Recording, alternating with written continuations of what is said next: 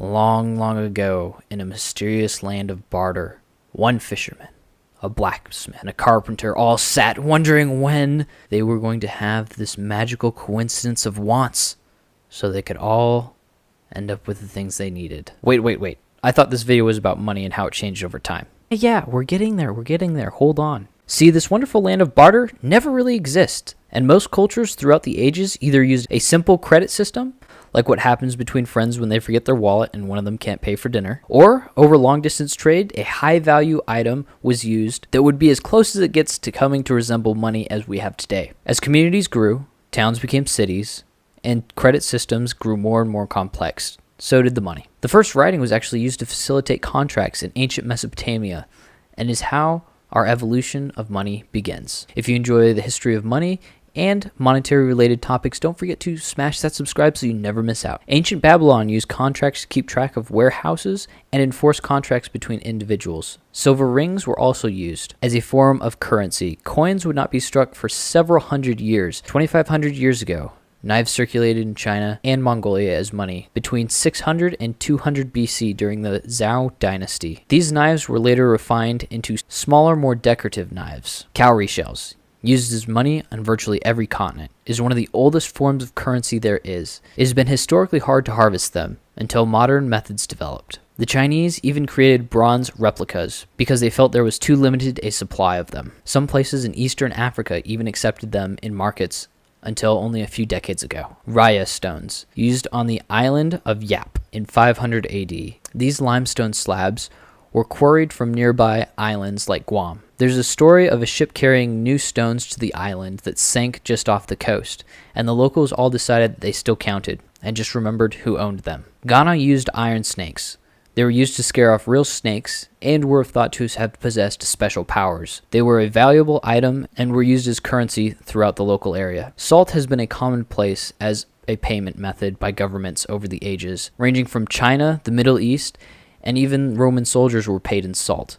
And this is where we get the term salary from. Iron coins were used in ancient Sparta for their daily trade. The Spartan counterpart, the Athenians, as stated in our last video, covering the values of silver over the ages, had their own silver mines. The coins struck in Athens were regarded highly for their purity around the Mediterranean. 580 BC, during the time of Tullus, the Romans had no official coined money, but made use of unstamped bars of copper. This was common throughout the entirety of the Bronze Age. Small ingots of silver, copper, gold, iron, and brass were traded with no stamps throughout the Mediterranean. The Bronze Age was unique because it had large interconnected societies that required long and large trade networks to support the sourcing of materials to make bronze, copper, and tin, as they were mined from largely different locations. These ingots were first stamped for weight and then later for purity to help alleviate the need for traders to weigh and assess the metals. Throughout much of history, from Egyptians making the pyramids being paid in beer and wheat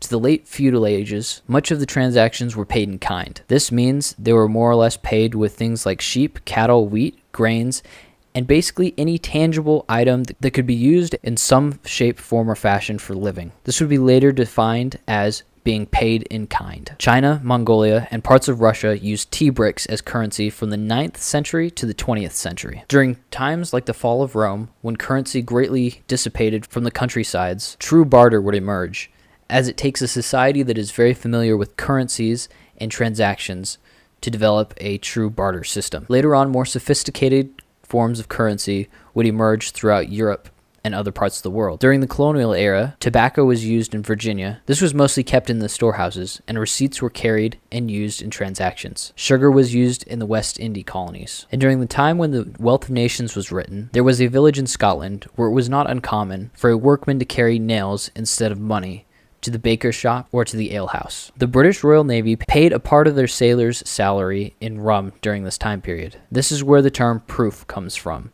as the sailors would combine the rum with gunpowder to check the purity. If the gunpowder would not burn, they knew that the rum had been watered down and that they had been shafted. Likewise, with another alcohol reference, one shot of whiskey could be purchased by a cowboy in the West for one Colt 45 round giving us the widely used term one shot of whatever one's preferred alcohol is. After this time period, we started to enter something that we would have recognized today as money. Paper money turned from receipts being used for things in warehouses that could be from precious metals to something more perishable like tobacco, to a paper currency that would represent a fraction of something held in the bank. In other words, 40 pieces of gold supplying 100 receipts, all worth 1 piece of gold. After the world experienced hyperinflation due to wars, a purely fiat system became the standard currency system that is backed by nothing more than the government's acceptance of it as taxes. If you enjoyed this video, don't forget to check out our next video about things like bottle caps being used as currency in our modern days, and exactly what people in prisons and POW camps used as currencies. Join us in our next video.